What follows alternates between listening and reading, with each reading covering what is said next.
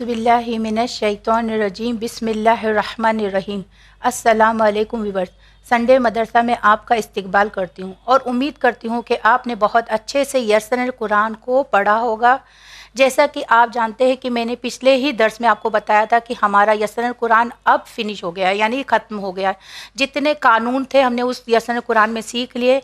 जो जो हर्फ थे, जिस तरह से हर्फ का मखरज था, जिसकी अदायगी क्या थी, वो सब कानून हमने बहुत बारीकी से बच्चों को सिखाया और उम्मीद करती हूँ कि बच्चों के साथ साथ पेरेंट्स ने भी हर हर्फ की अदायगी को सीखा होगा। उसके बाद हमने सारे कानून को सीखने के बाद साइन को सीखा, किस तरह से साइन की अदायगी होती है। उस कानून को भी बहुत बेहतरीन तरीके से सीखा है और बच्चों को भी कोशिश की कि बच्चे भी बहुत आसानी से सारी साइन को सीखे। जैसे देखा जाए तो मुश्किल तो बिल्कुल नहीं है कानून को सीखना, क्योंकि साइन सिर्फ 3 तरीके की होती है। फिर मैं आपको बताते चलूँ, क्योंकि आज जो हमारा दर्स है वो है अम्मा पारा, यानी 30 पारे से हम स्टार्ट करेंगे। क्योंकि अब हम कुरान मजीद को स्टार्ट कर रहे हैं, तो उससे पहले हम चाहते हैं कि अपने बच्चों को यस्सरल कुरान के बारे में पूरे अच्छे से मालूम हो जाए, कोई कन्फ्यूज़न ना रहे जब हम 30 पारा पढ़ें। साइन सिर्फ 3 होती है, हमेशा जहन में रखना कि साइन सिर्फ 3 होती है, ज़बर ज़ेर पेश। फिर उसके बाद जैसे जैसे साइन आएगी उसके कानून आते हैं, मगर साउंड वही होता है आ ई ऊ। अब आ को किसके साथ जोड़ना है, ई को किसके साथ जोड़ना है, पेश को किसके साथ जोड़ना है, वो हमने सीखा है। फिर उसके बाद आ यानी खड़ा ज़बर, खड़ा ज़ेर, उल्टा पेश, यानी वही ज़बर ज़ेर और पेश को हमने थोड़ा खड़ा ज़बर की तरह शक्ल दे दिया, खड़ा ज़ेर की तरह दे दिया और उल्टे पेश की तरह, तो उसे हमने खींच लिया। बस यही चीज़ थी। फिर मद के कानून को हमने बता दिया कि मद के कानून को हमने किस तरह से अदा करना है। कुछ मद को हमने 4 फिंगर के बराबर खींचना है, कुछ मद ऐसे होते हैं जिसे 6 फिंगर के बराबर खींचा जाता है। सारे कानून सीखने के बाद जो आज का हमारा दर्स है वो है कुरान मजीद का 30 पारा, यानी 30वां पारा, जिसमें क्योंकि ये हमने आज से स्टार्ट किया है और पूरी उम्मीद करती हूँ कि इस दर्स को, इस एपिसोड को ज़्यादा से ज़्यादा बच्चे सीखे भी और कोशिश करें कि ज़्यादा से ज़्यादा इसकी प्रैक्टिस करें। क्योंकि इस दर्स में 30 पारा में तो मैं आपको एक एक लफ्ज़ को अलग अलग करके और कानून के साथ उसकी अदायगी कराऊंगी, मगर जो हमारा अगला जो स्टार्ट होगा, पारा जो स्टार्ट होगा, उसमें हम पूरी कोशिश करेंगे कि किरत के साथ पढ़े, लहन के साथ पढ़े, और जहाँ पे रुके वहीं पे हमें रुकना है, जहाँ पे नहीं रुकना है हमें नहीं रुकना है। यानी उसकी अदायगी किस तरह से करना है वो हम नेक्स्ट जो हमारा स्टार्ट होगा पारा उसमें, यानी जो से हम पहला पारा स्टार्ट करेंगे उसमें हम देखेंगे किस तरह से आयत को पढ़ना है और आयत को ख़त्म कहाँ करना है, वो पूरी कोशिश रहेगी। मगर जो 30वां पारा है उसमें मैं पूरा कानून आपको फिर से बताऊंगी ताकि बच्चे बहुत आसानी से इस कानून को सीखें। और बस इसी के साथ आज का दर्स हम स्टार्ट करते हैं कि आज का जो हमारा पहला सूरा स्टार्ट कर रहे हैं हम, सूरे नबा। सूरे नबा कुरान मजीद का 30वां पारे में स्टार्टिंग सूरा है, जिसमें 40 आयत है, 40 आयत है। अब 40 आयत को मैं बहुत आसानी से रुक रुक कर ठहर ठहर के पढ़ाऊँगी, क्योंकि इस दर्स का यानी इस एपिसोड का मकसद ही यही है कि बच्चे कुरान मजीद को बहुत बेहतरीन से पढ़े और सीखे और उसकी घर में ज़्यादा से ज़्यादा प्रैक्टिस करें। हमारा यही मकसद है। और बच्चों के साथ साथ जब हमें मालूम ये होता है कि पेरेंट्स ने भी बहुत अच्छे से कुरान मजीद को पढ़ रहे हैं और कोशिश कर रहे हैं सीखने में, तो हमें बहुत अच्छा लगता है। तो चलिए आज से हम शुरू करते हैं सूरे नबा। बिस्मिल्लाहिर्रहमानिर्रहीम। बिस्मिल्लाह, देखिए मैंने अल्लाह को मोटा नहीं किया है। एक एक बारीकी मैं इस आयत में अब बताना चाहती हूँ, तो हम शुरुआत ही बिस्मिल्लाह से करेंगे। बिस्मिल्लाहिर्रहमानिर्रहीम। यहाँ पे हमने अल्लाह को पतला किया। क्यों पतला किया? क्योंकि अल्लाह से पहले अगर ज़ेर आ जाए तो अल्लाह जो होता है नहीं के मानिद हो जाता है, यानी नहीं। बिस्मिल्लाहिर्रहमानिर्रहीम, ये हमने शुरुआत की। अब जो हमारा पहली आयत है सूरे नबा की, आइन मीम ज़बर अम, मीम ज़बर मा, अम्मा, अम्मा। जैसे आपको मालूम होगा कि इक्फा का कानून क्या है, नून में तस्दीद आ जाए या मीम में तस्दीद आ जाए तो वहाँ पे इक्फा के मतलब होता है छुपाना। एक नून को छुपा लेना, एक मीम को छुपा लेना। अम्मा, या ज़बर या, ता ज़बर ता, यता, सीन अलिफ मद ज़बर सा, यतसा। حمزہ زبر آ، یتسا، لام واپش لو، یتساءلو، نون زبر نا، یتساءلونا، مگر یہاں پہ وقف آ گیا ہے تو ہمیں کیا کرنا ہے، نون کو بھی سائلنٹ کر دینا ہے، نون کی جو سائن ہوگی اسے نہیں پڑھنا ہے. تو لام واو نون ساکن ہو گیا ہے تو لون. اور جب ہم آیت کو وقف کرتے ہیں تو وہاں پہ مد کا قانون آ جاتا ہے. جیسے یہاں پہ واو مدی کا قانون آ گیا ہے کیونکہ یہاں پہ لام کے بعد واو ہے، تو ہم نے یہاں پہ لام واو جو مد کا قانون آ گیا تو نون کو ہمیں کھینچ کے اسٹاپ کرنا ہے، یعنی سائلنٹ کرنا ہے. لام واپس لون، اس طرح سے پڑھیں گے. اما یتساءلون، الونا نہیں پڑھنا ہے کیونکہ نون کی جو سائن کو ہم نے نہیں پڑھا ہے. اما یتساءلون، یہاں پہ ہم نے وقف کیا. ہماری جو دوسری آیت ہے عین زبر آ، نون نون سے نن، یہاں پہ بھی نون میں تشدید آ گیا تو اکفا کا قانون آ گیا. نون نون سے نن، انن. بہت زیادہ میں ایک ایک قانون کو باریکی سے کوشش کر رہی ہوں کہ بچوں تک بتا سکوں کہ اکفا کسے کہتے ہیں، کیونکہ اب یہ اسی درس میں ہمیں سارے قانون کو سیکھنا ہے. پھر سے میں آپ کو بتاتے چلوں، 30واں پارہ اسٹارٹ کرنے کا مطلب ہی یہی ہے کہ ہم سارے قانون کو سیکھ سکیں اور اسے بہت اچھے سے ادائیگی کر سکیں، تاکہ جب ہمارا دوسرا اسٹارٹ ہو درس تو وہ لحن اور قرت کے ساتھ اسٹارٹ ہو. یہ ہجے نہیں کرنا نہیں ہے اور ٹھہر ٹھہر کے نہیں پڑھنا ہے.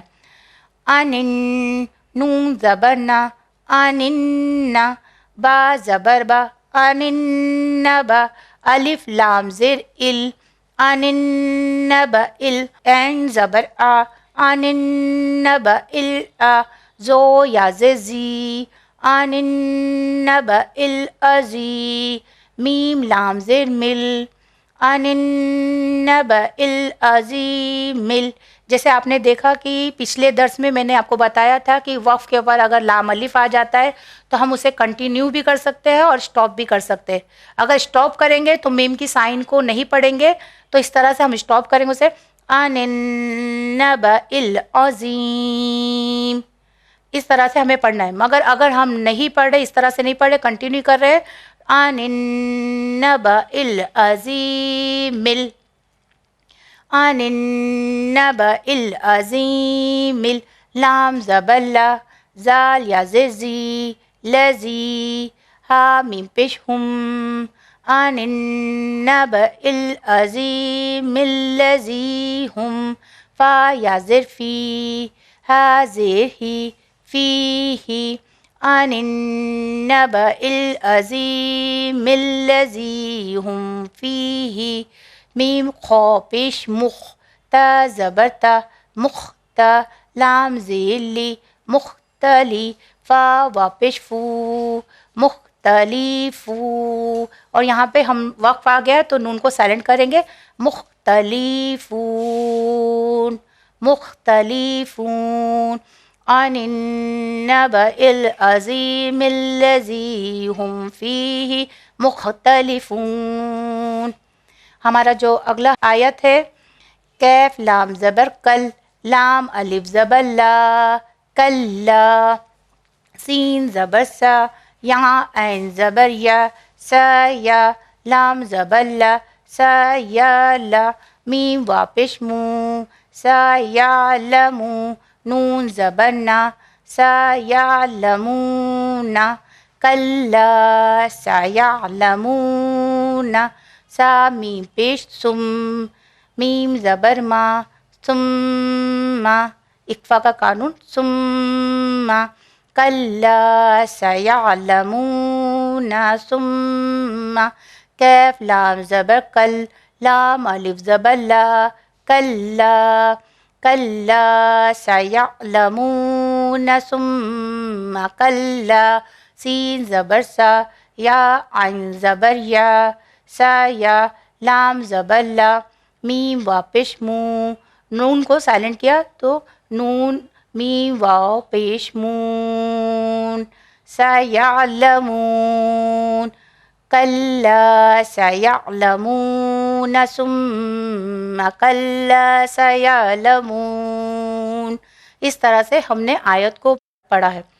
الف زبر آ، لام میم زبر لم، عالم، نون جیم زبر نج، عین زبر آ، نج آ، لام لام زل لل، نج الل، الف رو زبر ار، نج الل ار، زو زبر زو، نج الل ارزو، علم نج الل ارض، میم زیر می، ہا کھڑا زبر ہا، می ہا، دال واو دو زبر دوں، میہا دوں، میہا دوں، علم نج الل ارض میہادوں، واو لام زبر ول، جیم زیر جی، ول جی، با الف زبر با، ول جی با، لام زبر لا، ول جی با لا، علم نج الل ارض میہادوں والجبال،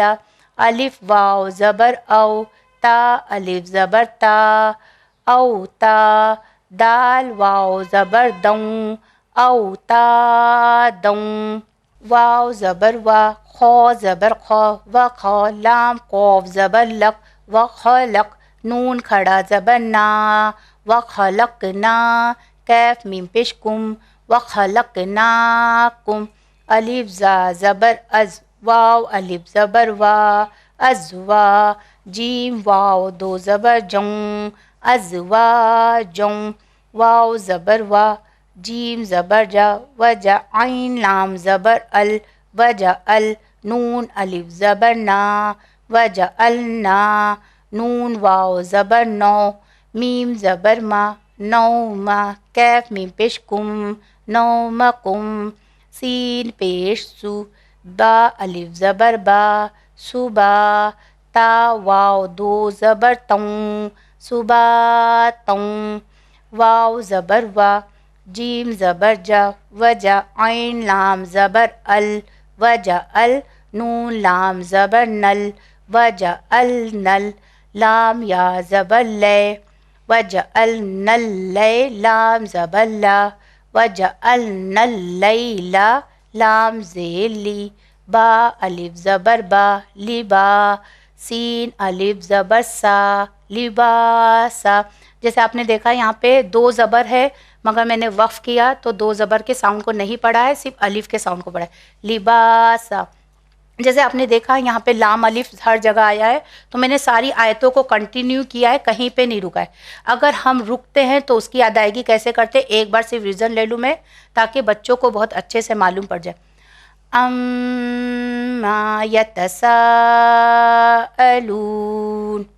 عن النبأ العظیم الذی هم فیہ مختلفون کلا سیعلمون ثم کلا سیعلمون الم نجعل الارض مہادا والجبال اوتادا وخلقناکم ازواجا وجعلنا نومکم سباتا وجعلنا اللیل لباسا۔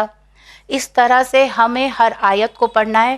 پہلے کوشش یہ کرنا ہے کہ ہر آیت کو الگ الگ کر کے پڑھیں، پھر اسے جوائن کر کے پڑھیں، پھر کوشش کریں کہ پوری آیت کو ایک ساتھ ادا کریں۔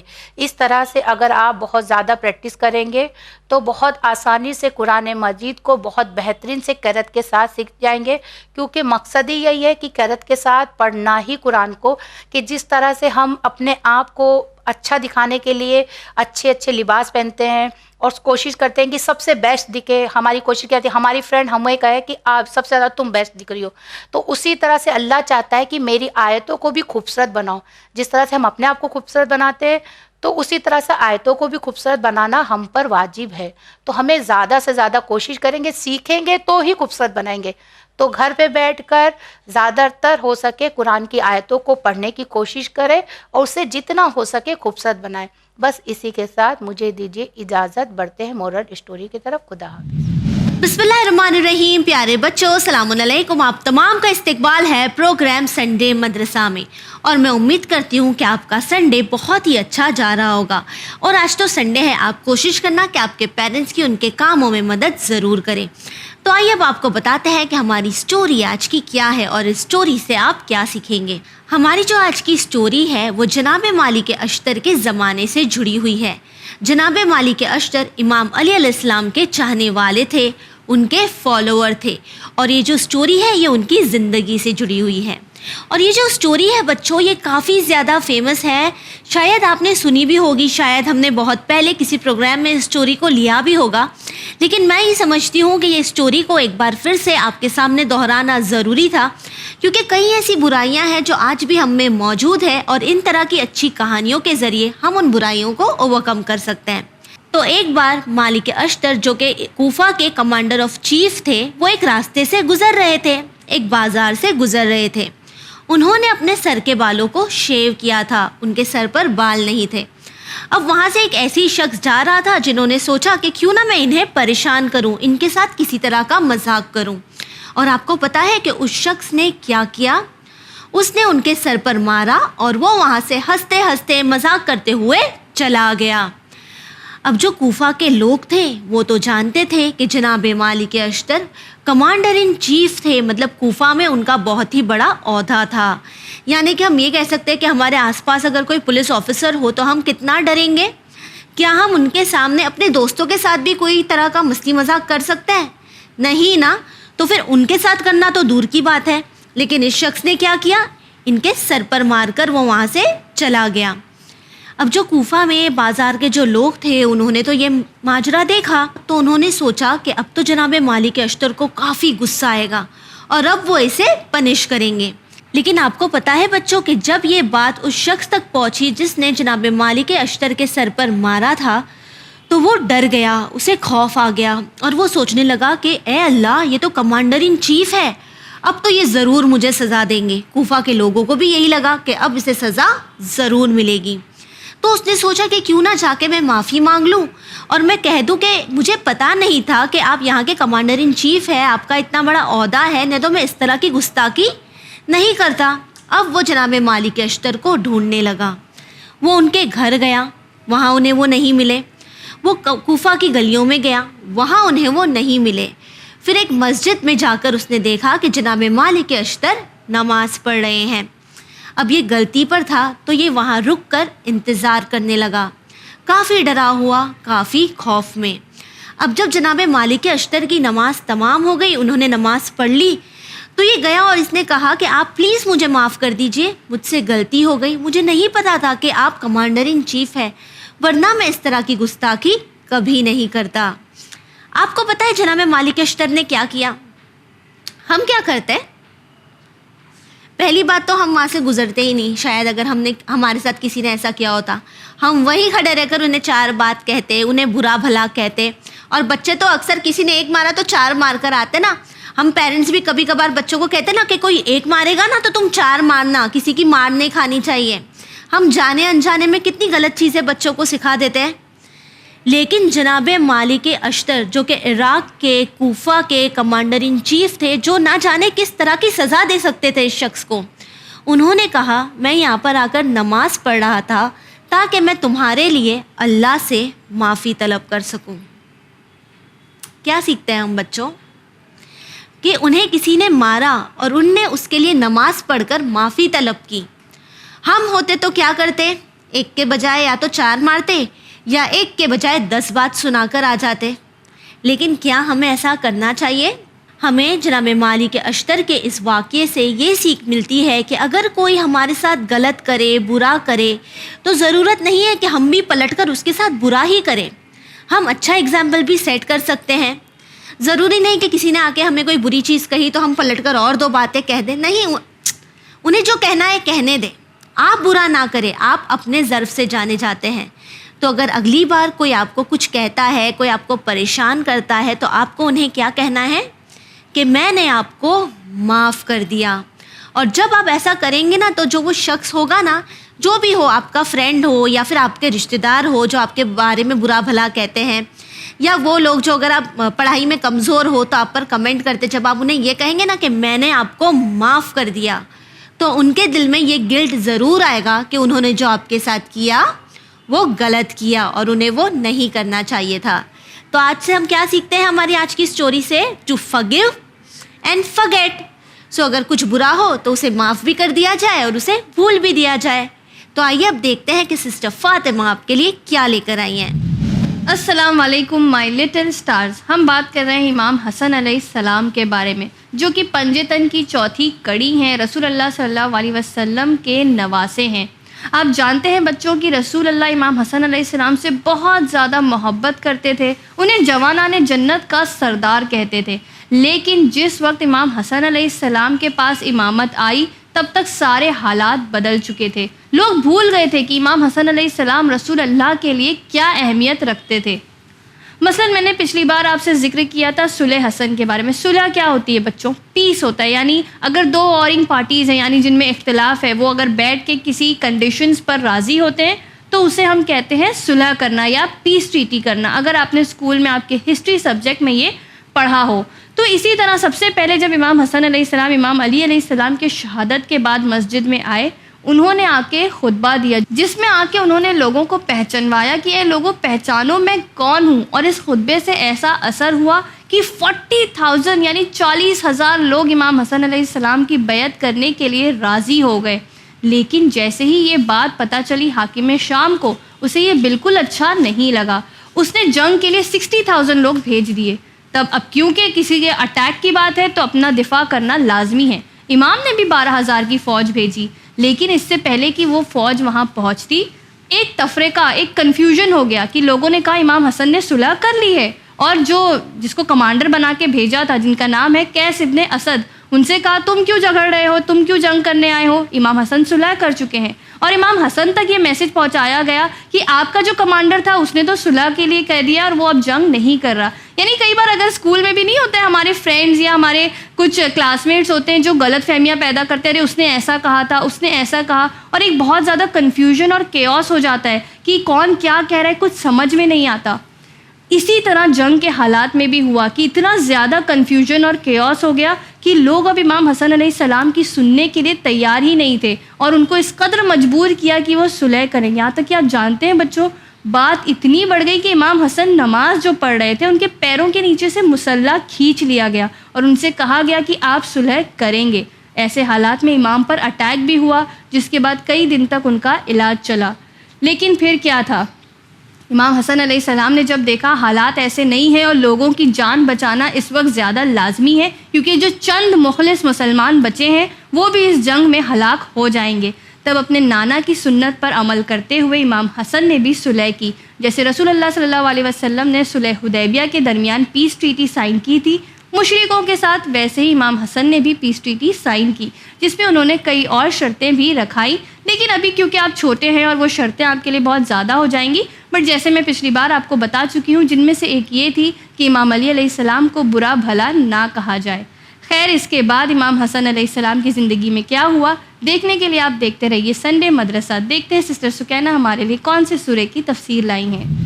السلام علیکم بچوں، آج کے ایپیسوڈ میں ہم سورہ اعلیٰ کی تفسیر کو ڈسکس کریں گے. سورہ اعلیٰ قرآن کا 87 نمبر کا سورہ ہے اور یہ ایک مکی سورہ ہے. اس سورے میں ٹوٹل 19 آیتیں ہیں اور ہم اس سورے کی آیت نمبر 1 سے لے کے 10 تک پچھلے ایپیسوڈ میں ڈسکس کر چکے ہیں. تو آئیے آج کے ایپیسوڈ کو سٹارٹ کرتے ہیں. بسم اللہ الرحمن الرحیم. آیت نمبر 11 وَيَتَجَنَّبُهَا الْأَشْقَى. اس آیت میں اللہ فرماتا ہے کہ بدبخت اس سے کنارہ کشی کر لیں گے. اگر آپ نے پچھلے ایپیسوڈ دیکھا ہے تو آپ کو پتہ ہوگا کہ آیت نمبر 9 میں اللہ نے کہا ہے کہ لوگوں کو جو سنتے ہیں انہیں ہمیں نصیحت کرنی چاہیے، لیکن بدبخت وہ لوگ ہوں گے جو اس نصیحت کو نہیں سنیں گے اور دور ہو جائیں گے. آیت نمبر 12 الذی یصلی النار الکبریٰ. اس آیت میں اللہ فرماتا ہے جو بہت بڑی آگ میں جلنے والے ہیں. تو اس آیت میں اللہ فرماتا ہے کہ جو لوگ اللہ کا ذکر نہیں کرتے اور وہ نصیحت کو نہیں سنتے، عنقریب ان لوگوں کو بہت بڑی آگ میں ڈال دیا جائے گا. آیت نمبر 13 ثم لا يموت فیہا ولا یحیا. اس آیت میں اللہ فرماتا ہے پھر نہ اس میں زندگی ہے نہ موت. تو یہ ان لوگوں کے بارے میں کہا گیا ہے کہ جب ان کو آگ میں ڈال دیا جائے گا تو وہاں پر نہ زندگی ہے نہ موت ہے. آیت نمبر 14 قد افلح من تزکا. اس آیت میں اللہ فرماتا ہے بے شک پاکیزہ رہنے والے کامیاب ہوں گے۔ آیت نمبر 15 وَذَكَرَ اسْمَ رَبِّهِ فَصَلَّى، اس آیت میں اللہ فرماتا ہے جس نے اپنے رب کے نام کی تسبیح کی اور پھر نماز پڑھی۔ تو آیت نمبر 14 اور 15 میں اللہ یہ فرما رہا ہے کہ جو شخص اللہ کی تسبیح کرتا ہے، ذکر کرتا ہے، نماز پڑھتا ہے، بے شک وہ آخرت میں کامیاب ہوگا۔ آیت نمبر 16 بل تؤثرون الحیات الدنیا، اس آیت میں اللہ فرماتا ہے لیکن تم لوگ زندگانی دنیا کو مقدم رکھتے ہو۔ آیت نمبر 17 والآخرۃ خیر وابقی، اس آیت میں اللہ فرماتا ہے جبکہ آخرت بہتر ہے اور ہمیشہ رہنے والی ہے۔ تو آیت نمبر 16 اور 17 سے ہمیں پتہ چلتا ہے کہ اللہ یہ بتا رہا ہے کہ آخرت ہمیشہ رہنے والی ہے، لیکن ہم انسان اس دنیا کو زیادہ پرائرٹی دیتے ہیں، اس دنیا کو مقدم سمجھتے ہیں۔